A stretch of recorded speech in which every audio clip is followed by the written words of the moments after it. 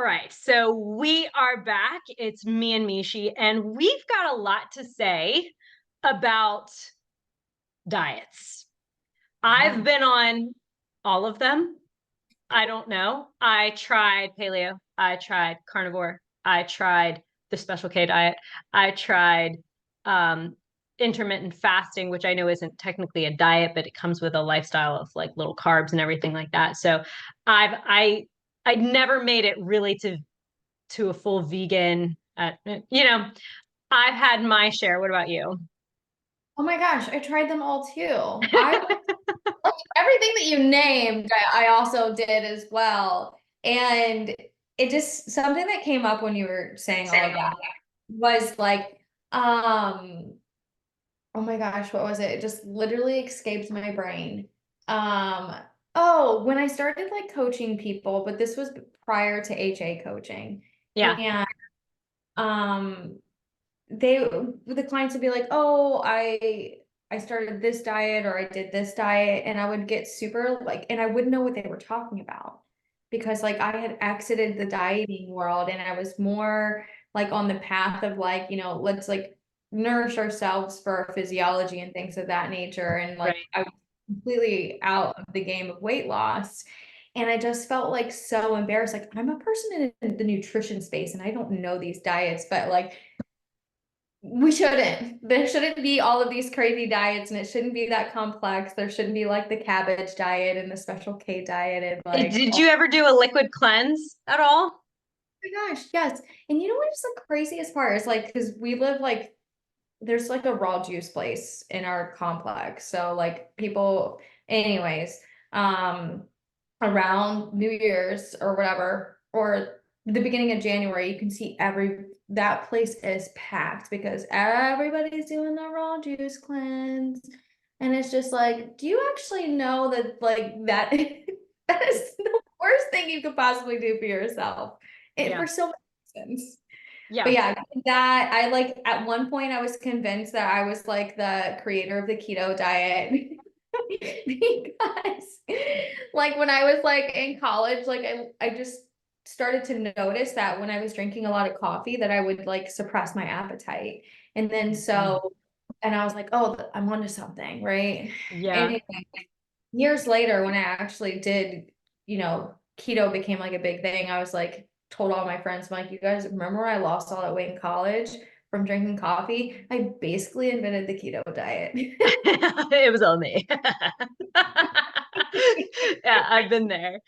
Um, so we actually got started thinking about, meeting up and having this just because I had talked about the first, like, how old were you when you were on your first diet? Because my earliest memory of being on a diet was picking up a magazine in my house that had been delivered. I don't remember if it was like a Better Home and Gardens or what it was, but I was infatuated with the Special K ad that they had on there because I had Special K cereal in the closet inside. And I liked the idea of being able to wear a two-piece bathing suit. And I was kind of frowned upon from doing that because I was ready to hit a growth spurt and I was kind of chunk. And I hadn't stretched out yet. But, you know, I I really wanted to, I felt like I needed to be smaller to look like the other girls in school because I was already taller. I had developed early with height. I had more boobs than the rest of them and I just felt like the big oaf. So I opened up this magazine and because they said like lose 10 pounds by it, I think it was like a week or 7 days, 7 days, and you'll lose 10 pounds. And I opened it and it told me that I would have to have Special K for breakfast in the morning, a shake at lunch, and then um, in a sandwich with, I think it gave you like a specific number of lunch meat slices, like a light lunch meat sandwich, and then a normal dinner. And I would be less by in 7 days. And the sad thing is that it did work, and Mhm. I did it.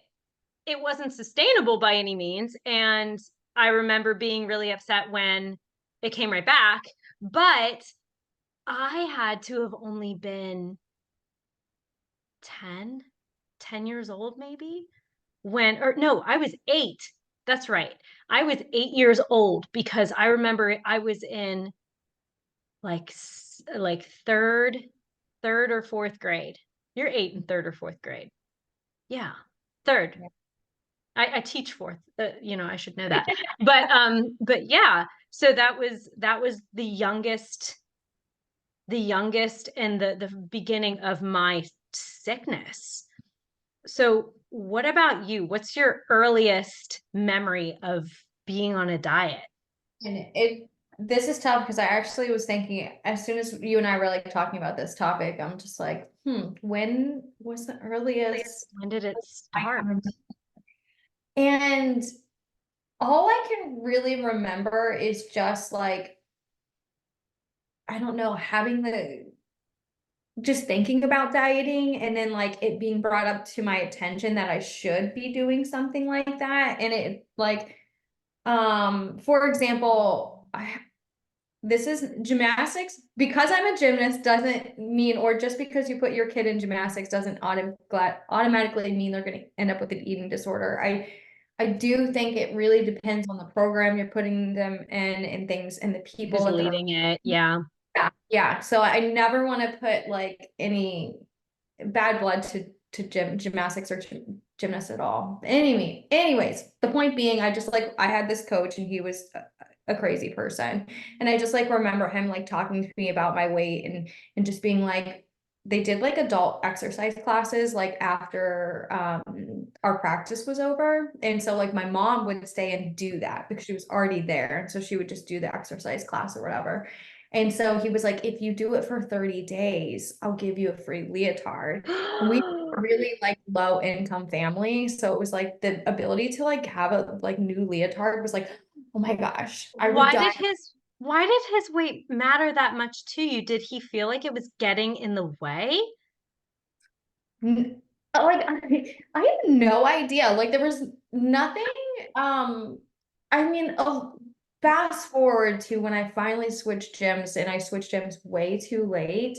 And I was talking to like my new coach about some of the things that had happened between me and my other coach, and he was just like, I would never, ever make comments like that to you or to any of my gymnasts. I'm like, but he did say, he was like, unless I thought that like your weight was impacting your health. Like if you were trying to do certain skills and your weight was going to be a problem, like then we would talk about it. But he was like, I've never had to do anything like that. So Or I wonder if his original intention was to help you build more muscle in general, like in different, but how I can't even put myself in there because like gymnastics is overall fitness. You have the flexibility, you have the stamina, you have the muscle strength. So by doing gymnastics, you are already exercising and training all of those parts of the body, right? yeah, yeah, I know. You're absolutely right. So I don't think this person has a case for why they made this comment. I think it's just kind of like who they are, unfortunately, because like I just remember like even being at a gymnastics meet and like crying about like taking off like our warm-ups um because I was really insecure about my legs. So this reminds me of like something that you were saying about like you hadn't stretched out yet. I just like remember one of the girls saying to me like Michelle, like if you were just a little bit taller, you wouldn't be like whatever I was crying about, which I think it was like more my thighs and just being like I'm trying to be smaller, but I can't be any smaller than I am. And like one of my teammates, like trying to be supportive, and we're probably 8 and 10 years old as well. And Yeah. she's like, you were just a little taller, like something like that. And he would also make comments about other girls. So I don't think it was like, I don't think he Like had there any. wasn't good intentions behind it, Yeah, is what you're saying. yeah. And then like later on, he even was just like, I think we're gonna have to start weighing you in. Mind you, I was never like I an overweight cannot. I had child. no idea you were wronged on so many So levels. many levels. And it's just like it is great. When I went through this whole recovery process, I just was so puzzled of honestly how I got to where I gotten. I'm like, how did I get this sick? Like, how did I get this relationship with food? Like, how did I get here? And I was just like, couldn't understand. And like, and because I was like, I really don't feel like my childhood was really that terrible, like whatever. But once I really thought back, and it was like, all of these things had really small imprints on me that, you know, once I got to a point where I did a diet that actually like worked, and that was, I don't want to say it was sustainable, but like it wasn't sustainable, but it gave me enough control that I could like I felt like I could do it forever kind of thing. So like Yeah. I think I just always I had all of these like little micro interactions as I was a child. I also grew up in the 90s and the early 2000s. So like, you know, the low rise jeans and like Ugh. just all the sexualization of women possible and the heroin chic and all the things like Ugh, it just Britney really Spears yeah. with all Well, those cool dance moves and the belly shirts that I I couldn't pull know. off. I remember like in health class, we had to like keep like a journal or something. And I don't even know what the topic was about. And it was actually really embarrassing because I think my mom, like 2 years ago or something, was like, there's a box of your stuff here.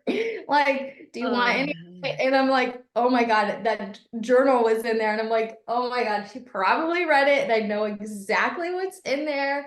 But I don't know what the prompt was, but I wrote in my journal about like what I wanted to look like. And like it was like literally mirroring after Britney Spears. I wanted to weigh exactly this much. I wanted to be this tall. Like all of these, like it was describing like this avatar of basically all of the women from the 90s and early 2000s. yes. So like Did you that's who also have a desire to be blonde? Because I did. I oh yeah. wanted to be blonde. I Yeah. And tried so to convince my mom to let me dye my hair, but she was, she was like, "No, what you have is rare, dark hair and blue eyes." And then I was like the other direction. I felt like I couldn't get rid of it. But yeah, so it's just like I feel like we just like build up like these also like these avatars in our brain of like all of these things of what we think are perfect and what we think we should look like and all of these things, and we're always striving for that, and it's super dangerous. But anyways, I think I also started dieting throughout like, you know, grades, middle school and high school and college, but I could never stick to something. Like I felt like I just like I didn't have any control. Like I just felt like I was never able to follow a diet through all the things. But it was like once I like jumped on like the ketogenic diet, and that's the one that like when I lost my period, and that's when like all of the disordered eating just like ramped up, and I became like and a crazy, you were successful at that one though, and I right? was successful at that moment. And then that's where I was like, even though it certainly is not a sustainable diet, like I just, for some reason, I had so much control over everything. Like I was finally losing weight, and it was something that I could stick to because like, you know, you still were eating. I mean, you still could eat like, I don't know, I guess Right. all No, I mean, I get you on that because I went through the same thing where I never could stick to anything and I had a very low self-esteem about what I was capable of, whether it was school or hobbies or anything because of my relationship with food. And as soon as I became successful with that, after like right when I got married and everything, I was so obsessive and got myself into HA because I had finally done it. And yeah. because I had finally reached a goal weight, I was sick as hell. But as I had finally reached all my goals, all of a sudden, the whole world opened up to me. And I felt like I could do anything. And I started getting really obsessive about my goals and how I spent every hour of the day. And the eating was the key to making it all happen for me. And so if the eating fell out, like I couldn't function with anything else.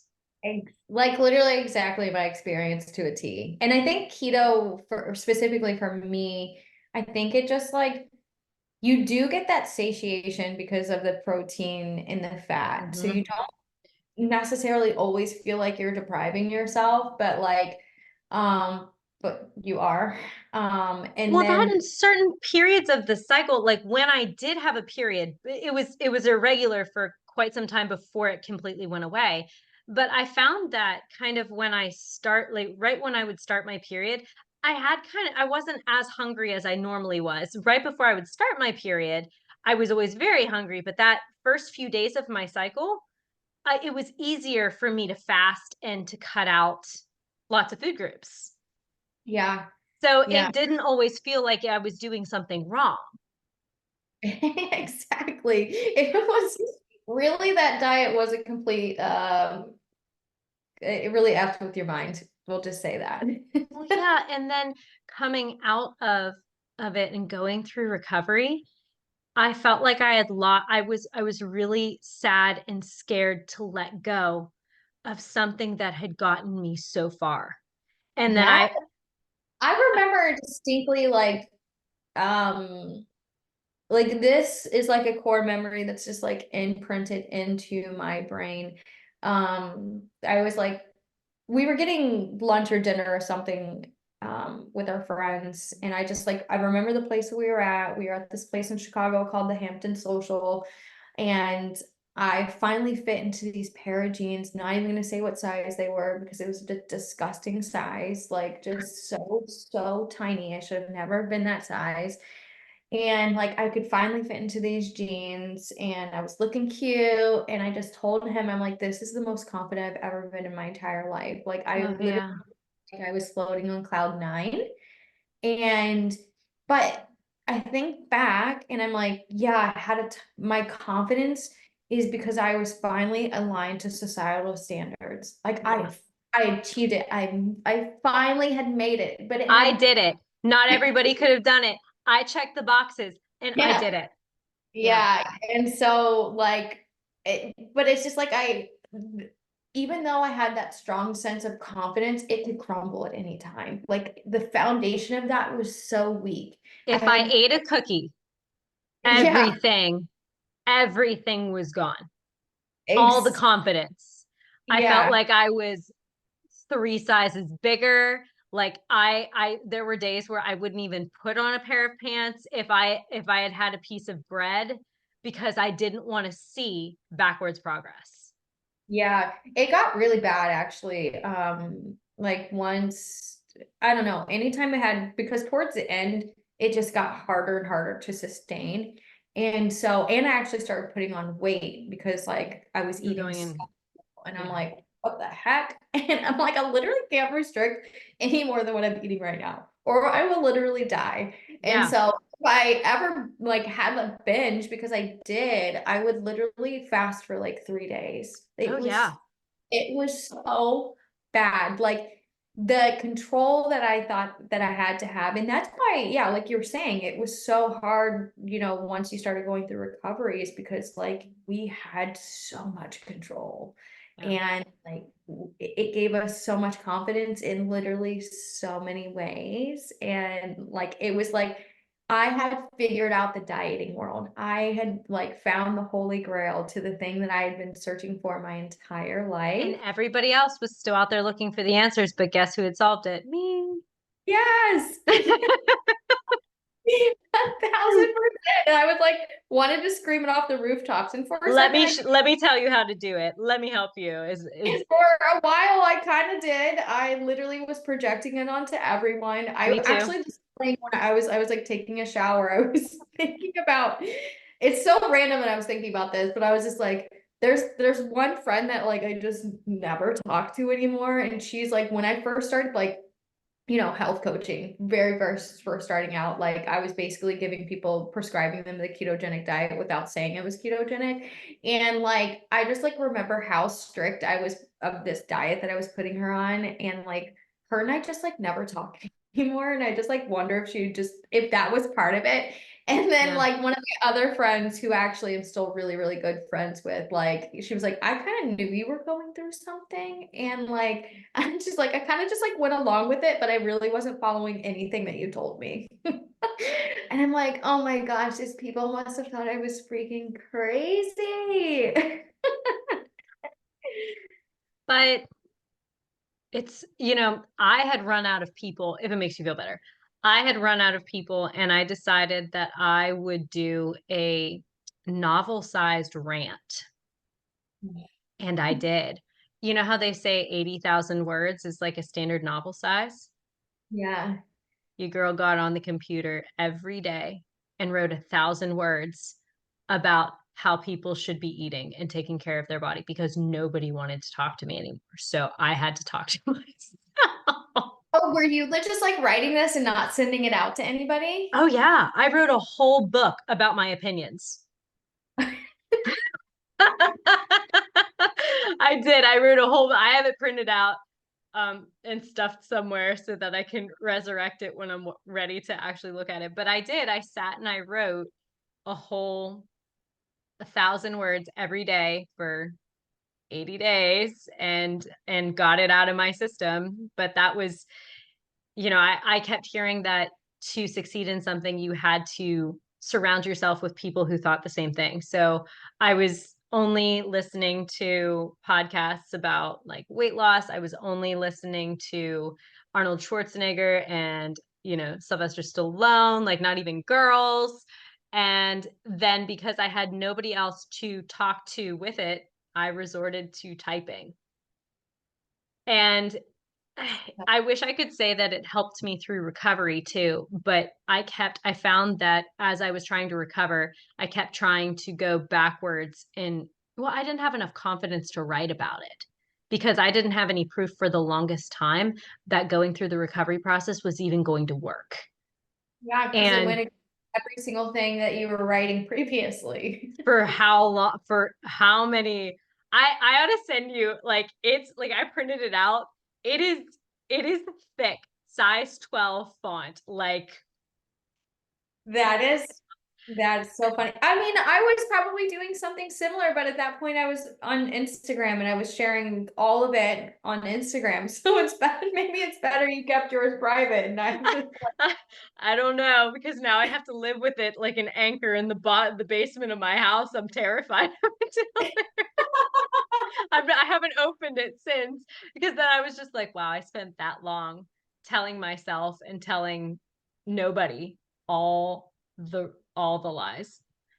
I mean, like, have some compassion for ourselves. Like, it does suck to think about like the things we did when we were really hungry. I was so wrong. You just are not yourself when you're hungry. So if you're finding yourself doing like some odd behaviors like that, or like the fact that you need to tell every single person about or just project your ideas onto other people, there's probably something beneath that that we need to check into. So what you're saying is there's truth to the Snickers commercials. You're not you when you're hungry. Oh, 1,000%. I think Big Good Food got marketing. the thing right. It's very, very good marketing. Like you literally are not yourself when you are starving. And it's also like protecting that identity. Like you're just like, and protecting the thing that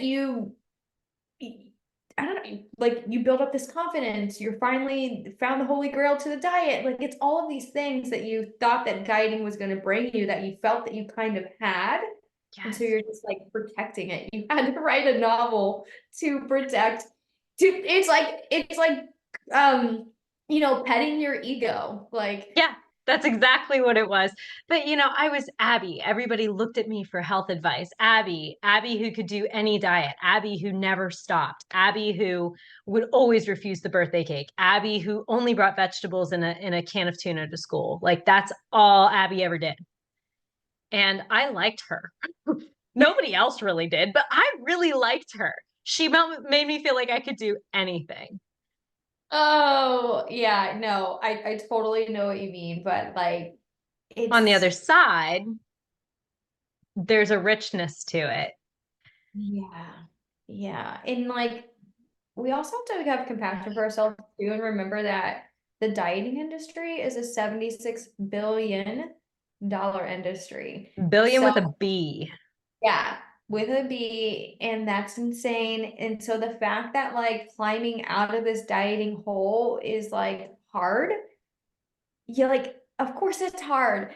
you have $76 billion backing everything, like going against everything that you're trying to do to get out of recovery. And like, and everybody, not everybody, but I'd like to say a good majority of the people are just like in some ways living under diet culture and reminding you of it every single day.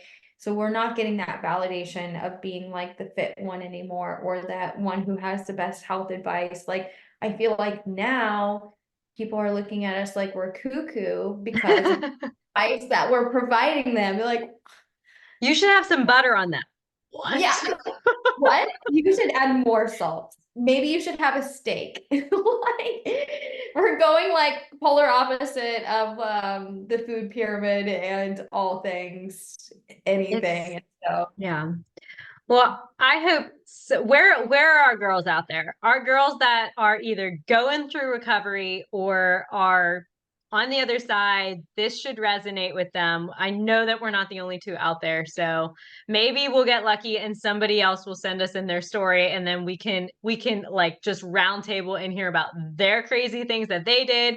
Maybe they wrote their own book. We can exchange. I don't know, but somebody out there is going to hear this and understand how they feel and know that they're not alone, which is really the whole thing of it, isn't it? We're not yeah, alone. I think it's so much easier to go through this whole recovery process when you finally figure out like you were not alone. Yes. Like you share a very similar story, a very similar experience to other people, and it also kind of like helps you articulate the experience that you've been through, and maybe, see blind spots that you didn't even know were there. And when you can realize what you're up against and there are other people in it with you, it just makes it just a tad bit easier. So I wish yeah. I hadn't tried to do it alone for so Oh long. my gosh. I wish I could go Go back and back do and do. it. And like I just like being part of the HA Society now, I'm just like, if I would have known this existed, it wouldn't have taken me so long to get through recovery. I would have been more evolved in my recovery. Like all Oh, the I wouldn't have gone about it in such an unhealthy way. Like I went into recovery just as unhealthy as I was before I tried. I think you and I are like a very similar person because Yeah. the same way, I still tried to keto my way out and then I finally broke down and I was like, okay, I'll do the I only had certain paleo. foods that I would let myself eat to recover with. Like I was sweet potato and peanut butter, and that was like that was the only thing I was eating consistently in between my meals. And then at one point I was putting peanut butter on chicken, which is kind of actually, I mean, Thai peanut butter sauce ain't so bad. But there was something wrong with like the whole slew of it where I must have been really hungry to be accepting a lot of it. So To be putting peanut butter on chicken, yes. I was. I mean, like Thai Thai peanut butter sauce? No, no, you've never had it. Maybe. I No, mean, I have. Yeah, I think but plain peanut butter without the zhuzh, without the zest. zhuzh yeah, you need the zhuzh, but if we're just putting Mhm. peanut butter on chicken, I think. Yeah, those were yeah. Well, But I yeah, digress. I certainly think I went through a recovery in a really unhealthy way as well. And but I mean, I think it helps that our story and our experience helps us help other people because there are a lot of people Yeah. who are go through it and it helps us see their blind spots where they couldn't see. So that I mean, everything's happening for a reason. Nothing Yeah. is So if anybody is listening to this, come and either join Mishi or myself for coaching. Go join the HA Society. Go and get people because we're all here because we were where you were. So, yes. well, thank you, Mishi. And I guess I'm gonna close out the recording, or it's gonna close us out. So there we go. Hold on, yeah, take care.